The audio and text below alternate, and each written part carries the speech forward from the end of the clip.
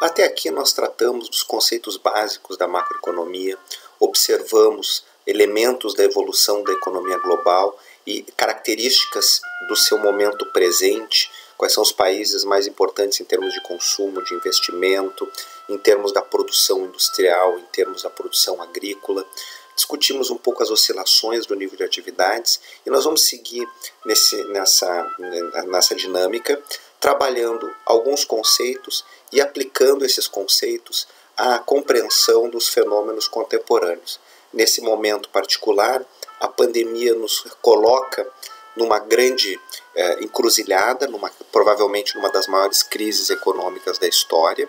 Vamos tentar observar quais são as projeções atuais feitas em meados de junho, julho, sobre as perspectivas da economia global, à luz de outras dinâmicas passadas, de outros quadros recessivos. E em fazendo isso, aproveitamos para revisar e aprofundar alguns conceitos. Então, a ideia de crescimento econômico, vamos lembrar que nós mostramos que a característica das economias de mercado é o crescimento de longo prazo do nível de atividades, mas esse crescimento não é estável, ele tem oscilações, ciclos, variações, períodos em que as economias crescem acima da tendência ou abaixo da tendência.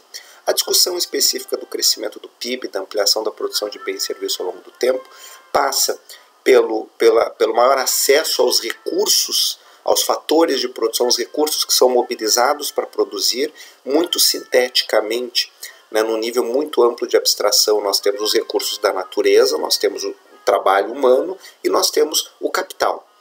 Que pode parecer uma abstração, mas na verdade são as máquinas, são os equipamentos, são as fábricas, é a infraestrutura física. Esses elementos compõem a síntese do que os economistas chamam de estoque de capital. A maior eficiência no uso desses recursos. Então, o progresso tecnológico é um vetor essencial. Como em qualquer área da economia, há distintos modelos que explicam o crescimento de longo prazo. Aqueles modelos que explicam fatores do lado da oferta, progresso tecnológico, qualidade das instituições, aspectos associados ao acesso de recursos. Há modelos que enfatizam a dinâmica de investimentos e, portanto, são ditos modelos pelo lado da demanda. Há modelos que enfatizam o processo de inovação tecnológica, as exportações como dínamo do crescimento e o papel das instituições. Alguns países cresceriam mais no longo prazo com respeito a outros países em função de instituições mais propícias ao crescimento. Bom, mais uma vez, isso aqui seria o tema de um curso específico, né, com um volume maior de horas e um aprofundamento de leituras. Não temos como fazê-lo, vamos tratar de demarcar os conceitos e olhar o desempenho das economias. Também vimos até aqui, é importante seguir enfatizando, que o processo de crescimento também gera problemas. Nós vemos atualmente, ano após ano, o ano de 2020, agora nós estamos em pleno verão do hemisfério norte, temperaturas recordes. As estimativas são de que a temperatura média global cresceu 1,2 graus centígrados com respeito à era pré-industrial. Pelo menos esse é o dado mais recente que eu tive a oportunidade de observar. Então, os cientistas, os climatólogos, os cientistas que trabalham os temas associados aos efeitos da mudança climática e também com impacto sobre produção, consumo, têm nos alertado sobre as implicações absolutamente radicais que nós vamos ter que lidar, do ponto de vista de transformações sociais e econômicas, para convivermos com essa nova realidade. Bom, nós voltaremos a esse ponto também na sequência, na segunda parte dessa disciplina, quando nós vamos observar documentos produzidos por governos, particularmente o governo dos Estados Unidos, por bancos, por acadêmicos, e que procuram fazer esse olhar estratégico, como é que vai ser o mundo no futuro. O tema do meio ambiente é um deles, assim como o tema da desigualdade, dentre outros, porque não basta o crescimento da renda, tem a ver com como é que a distribuição dos frutos desse processo de crescimento e a distribuição de oportunidades. Então, os países que têm tido mais sucesso em manter taxas elevadas de crescimento conseguem aprimorar os seus recursos, qualificar os seus recursos humanos, melhorar a sua tecnologia. Esses são vetores que dão sustentação ao crescimento. Do ponto de vista do longo prazo, trata-se de manter níveis mais elevados e sustentar esses níveis elevados com o passar do tempo.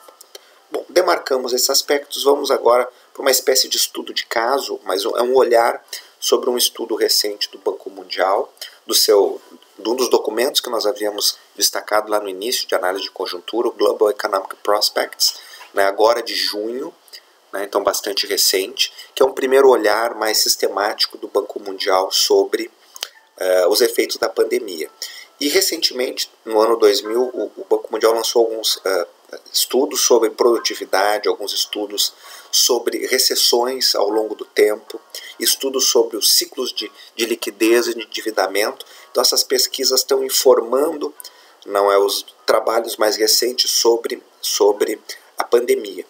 Isso porque também, nos últimos anos, nós notamos esses aspectos, né, a maior instabilidade das economias lá da crise financeira global para cá, o fato de que, a despeito de estarmos imersos numa enorme quantidade de gadgets eletrônicos, de novas tecnologias, os ganhos de produtividade não têm sido num nível que reflita isso. Então, de alguma forma, isso causa uma certa perplexidade entre os especialistas, porque ou essa onda de tecnologia não está se desdobrando em termos de crescimento de produtividade, ou as formas de mensurar produtividade não estão mais refletindo, né, essa nova dinâmica que nós estamos observando. Quer dizer, quando eu digo ou, é e ou, mas há alguma coisa que, do ponto de vista das métricas tradicionais, o ritmo de crescimento econômico hoje é menor do que já foi no passado, e os ganhos de produtividade, né, e a produtividade é o motorzinho do crescimento no longo prazo, não estão sendo tão elevados quanto em outros momentos históricos, com as estatísticas que nós temos, né, à disposição. Vamos dar uma olhada nisso. Eu aproveito aqui para reintroduzir uma outra base de dados que trabalha com preços internacionais, né? Nós lembramos lá e já discutimos a questão do PIB a preços correntes, a preços constantes, em dólares correntes, em dólares constantes e em paridade de poder de compra. Pois bem, nessa base que está aí elencada, em geral eu estou fazendo essas figuras em inglês, né, porque acaba que na minha base, aqui nos meus arquivos, em função do trabalho acadêmico e de publicações que normalmente são em inglês, eu já deixo basicamente tudo montado, né, em inglês. Mas isso não impede aqui a nossa compreensão. Eu fiz essas contas para vocês, atualizei, pegando a base recente que acabou de sair, atualizada em julho, da Total Economy Database, que trabalha a partir lá do esforço inicial do professor Angus Maddison, com essas estatísticas de longo prazo a valores constantes, aqui pegando do mundo do pós-guerra até hoje, nos últimos 70 anos. Então, claramente, nós podemos demarcar um período antes da globalização e depois da globalização. Arbitrariamente, eu estou tomando o começo da década de 80 como parâmetro, e eu acho que não é tão arbitrário assim, é um período em que exatamente essa integração vai crescendo, e do ponto de vista político, né, nós temos, né, mudanças de orientação de governos que vão mais na direção da maior abertura no plano internacional. Pois o que nós estamos vendo aqui? A renda per capita, que é uma grande proxy de produtividade, poderíamos em alguma medida dizer, uma correlação muito grande entre o crescimento da renda per capita e o crescimento da produtividade, particularmente da produtividade do trabalho, e nós vemos uma queda, né? Uma queda em 1 ponto percentual para o conjunto da economia global. Isso implica que em algumas economias essa queda pode ter sido maior ou menor, e em alguns casos os países aceleraram seu ritmo de crescimento da renda per capita. A China é um exemplo. Mas isso demonstra também, e aí a linha azul é o crescimento ano a ano, e a linha pontilhada vermelha são médias decenais, é mais ou menos, né, se nós observarmos nos anos 50 o crescimento foi de 5%, acelerou para perto de 4%, depois caiu nos anos 70 para abaixo de 3%, nos anos 80 menos ainda, na década de 90 ainda menos, foi a pior década em termos de crescimento global, aí é uma aceleração nos anos 2000 e uma nova queda, né, do crescimento per capita internacional.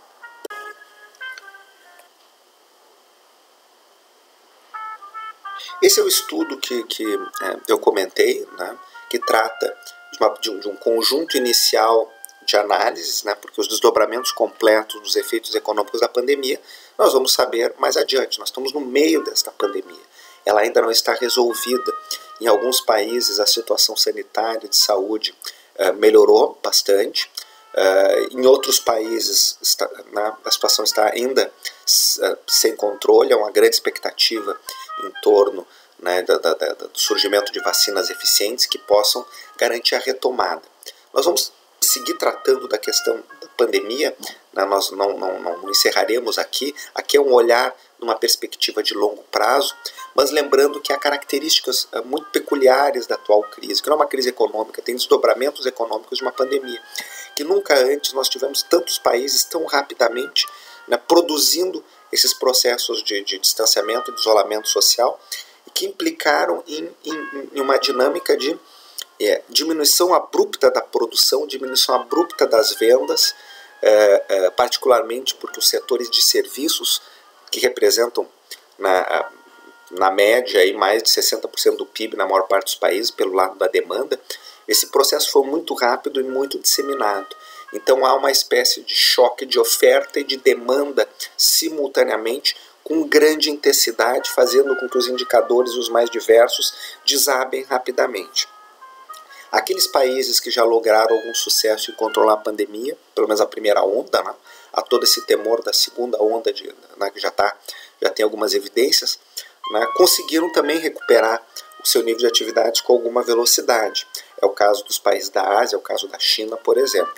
O crescimento no ano de ponta a ponta vai ser baixo, mas há essa recuperação rápida. No mundo ocidental isso não está acontecendo. Grandes economias como os Estados Unidos não estão se recuperando economicamente, aparentemente porque a questão também da pandemia não está bem solucionada.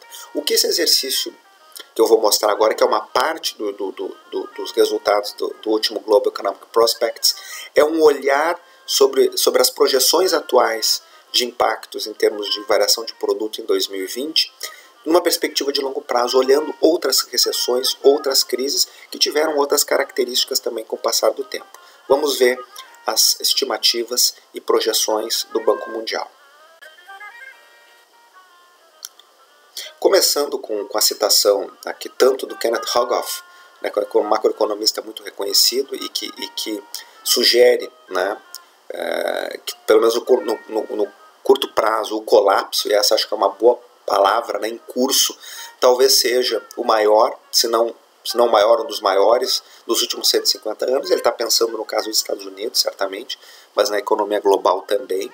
O atual chairman do Banco Central dos Estados Unidos, o Jerome Powell, também vai dizer que o escopo e a velocidade dessa queda não tem nenhum precedente na era moderna e que provavelmente estejamos em meio à pior recessão desde a Segunda Guerra Mundial. Os períodos de guerra também trazem esses aspectos, né? Porque há uma mudança abrupta da lógica de produção e de consumo, né? Naqueles países que têm a destruição física da sua estrutura produtiva e da sua infraestrutura em função da guerra, isso é mais próximo ainda. Então vamos dar uma olhada agora nos números, primeiro no crescimento de longo prazo, nas projeções por efeitos da pandemia e os quadros recessivos.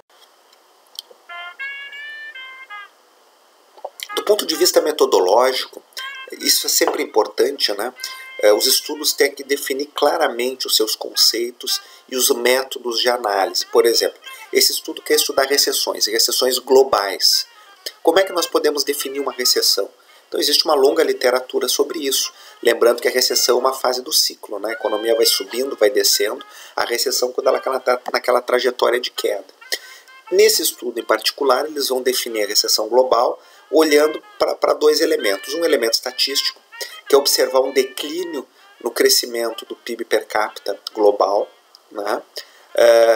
E o segundo método, esse método baseado num julgamento mais amplo de indicadores, leva em conta aquilo que o Comitê de Datação de Ciclo do National Bureau of Economic Research dos Estados Unidos, né, que tem uma longa tradição, boa parte da origem dos modernas pesquisas e conceitos e métodos sobre ciclos econômicos nasce, né, nos Estados Unidos e tem atualmente no National Bureau of Economic Research, já teve no passado, né, a sua base, digamos, de pesquisa, e os economistas que fazem parte desse comitê indicam exposto, ou seja, depois do fato de ter acontecido, olha, houve uma recessão em tal período na economia dos Estados Unidos. E eles olham para um conjunto amplo de indicadores, eles não pegam por uma única medida, o PIB, por exemplo, o PIB per capita. eles olham emprego, eles olham vendas, eles olham produção industrial. Então, quando há um declínio deste conjunto de indicadores, né, se define um momento recessivo. Durante este período nós tivemos uma recessão. Bom, o Banco Mundial, a partir desses critérios, vai olhar os dados da economia global e vai definir, né, um conjunto de recessões nos últimos 150 anos. O Banco Mundial identificou 14 recessões globais. Quer dizer, o olhar é sobre o conjunto da economia, né, não é sobre economias particulares. E as projeções, tanto do Banco Mundial quanto de outros analistas, eles compilaram essas médias no momento em que eles estão fazendo esse estudo, essas projeções sugerem que a pandemia do Covid-19 vai ser, né, talvez a quarta maior em termos de severidade, né, e talvez a maior em termos do número de países simultaneamente afetados. Nota, nós temos que colocar isso no condicional, porque nós só vamos poder identificar exatamente o que aconteceu mais para frente, quando olharmos para trás. Então, só para lembrar aí o crescimento do PIB, né, e o crescimento do PIB per capita no gráfico A, e as variações anuais dessas duas variáveis, em que, digamos, a olho nu, nós já observamos aqueles episódios de contração do produto global, né, já identificando mais ou menos os quadros recessivos ao longo deste período. Aqui estão os momentos, os episódios de crises identificados pelo Banco Mundial, né? Então nós temos aí as 14 recessões globais, baseadas na metodologia que o Banco Mundial utiliza. E aqui no outro gráfico, no gráfico D, do total de economias do mundo, quantas estavam simultaneamente em recessão, né? Se as projeções atuais, ou as projeções do Banco Mundial no momento em que esse estudo foi feito, não indicavam a maior recessão da história em termos de queda da renda per capita, foi muito mais intensa em outros momentos. Por outro lado, chama atenção o fato de número de países envolvidos, e chama atenção também o fato de que nós temos dois episódios recessivos em um curto espaço de tempo, em pouco mais de uma década. Aqui nós vamos observar o destaque para algumas recessões contemporâneas, né, depois de fim do período da guerra, né, como é que aparece a crise de 2009, que foi muito intensa em termos de queda, havia sido a mais intensa até então em termos de variação do produto per capita. Nós vemos aqui assim o fato de que a crise financeira global afetou muito intensamente, muito mais os países avançados. Os países emergentes de desenvolvimento não tiveram uma queda do seu PIB global, ao passo que, se olharmos a coluna projetada para 2020, nós vamos ver que tanto as economias avançadas mais e as emergentes um pouco menos, mas também vão ter um impacto negativo. Aqui o peso da China, da Índia, acaba afetando bastante, são países que ainda estão tendo variações positivas do seu nível de atividades. Nas duas últimas colunas, vocês têm ali do período 60 a 2020, né, o crescimento nos anos em que não houve recessão e o crescimento médio ao longo do período, para que vocês tenham um parâmetro de comparação com os episódios recessivos. É importante observar que os episódios recessivos anteriores eram crises normais, eram choques como o choque de petróleo, a recessão em 75, a recessão produzida pelo aumento de juros em 82, mais uma vez em 91, normalmente iniciada nos Estados Unidos e com repercussões internacionais. 2009 é uma crise financeira, né, em que o sistema financeiro implode a partir dos excessos, né, dos bancos privados. Isso gera efeitos globais em vários mercados. E agora 2020 é uma crise que vem de fora do sistema econômico, de uma pandemia, para dentro do sistema econômico.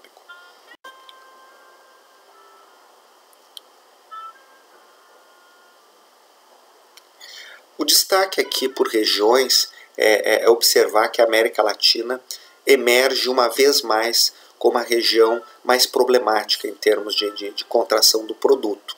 As grandes economias da região estão com dificuldades de controlar a pandemia, já vinham de trajetórias de baixo crescimento e vão ter, né, um ano muito complicado, o ano de 2020.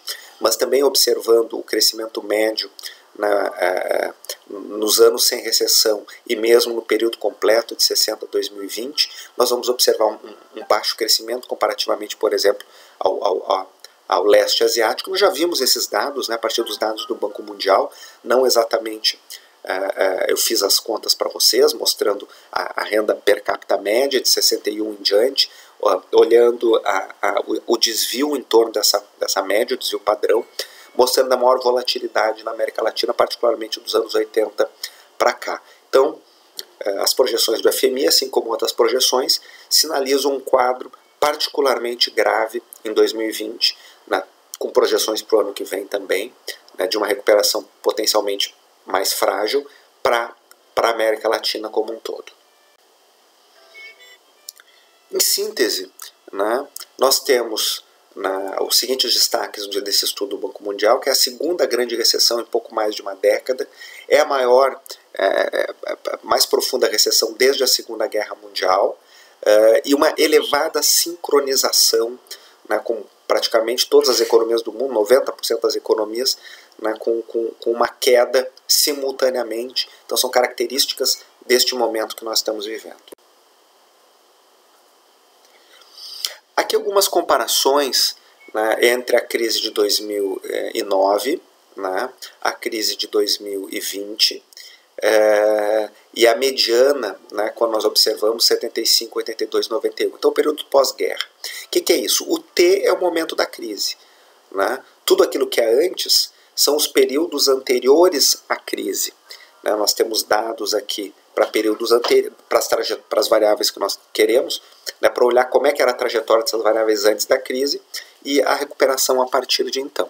Então, por exemplo, se nós olharmos o PIB do que nós temos aqui no gráfico A, nós vamos observar uma queda maior num primeiro momento do que em 2009, por exemplo, do que lá no comportamento das crises anteriores, tanto do PIB quanto da PIB per capita.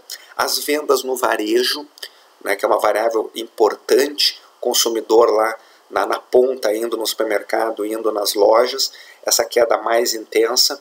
O volume de comércio internacional também mais intenso, um aumento do desemprego mais intenso e o fato do distanciamento social, né, a matriz de transporte baseada no transporte individual em muitos países, há uma queda abrupta no consumo de combustíveis fósseis, né, de petróleo, gasolina, derivados, e os preços vão cair fortemente também, muito mais do que nas outras recessões. Então são alguns dos indicadores, aí vocês já vão também se familiarizando com os indicadores de nível de atividade, de análise de conjuntura. Então as vendas no varejo, o comércio internacional, o desemprego, né, são variáveis importantes além do PIB per capita, até porque tem algumas variáveis que têm maior tempestividade. O PIB é trimestral, vendas no varejo, desemprego, indicadores de comércio internacional, em geral são mensais. E há outras variáveis, inclusive diárias, que agora nós temos que utilizar para tentar entender o que está acontecendo em tempo real. Nós vamos fazer uma análise específica sobre isso mais adiante, para mostrar para vocês esses indicadores, o que está acontecendo com eles no caso do Brasil. Aqui nós olhamos a evolução das projeções sobre o comportamento da economia global antes do ano da recessão e no ano da recessão mês a mês, como rapidamente os analistas privados, né, que é uma compilação de uma média disso, mais ou menos parecido com o que o Banco Central faz semanalmente, nós observamos que há uma rápida reversão e mais intensa na linha vermelha nas projeções sobre o crescimento da economia internacionalmente. Então isso é algo que chama muito a atenção na crise, tanto para o conjunto da economia global quanto para os países emergentes e os países asiáticos. E isso de forma mais intensa do que em outros episódios de crise, por exemplo, quando nós tivemos lá a crise de 2009.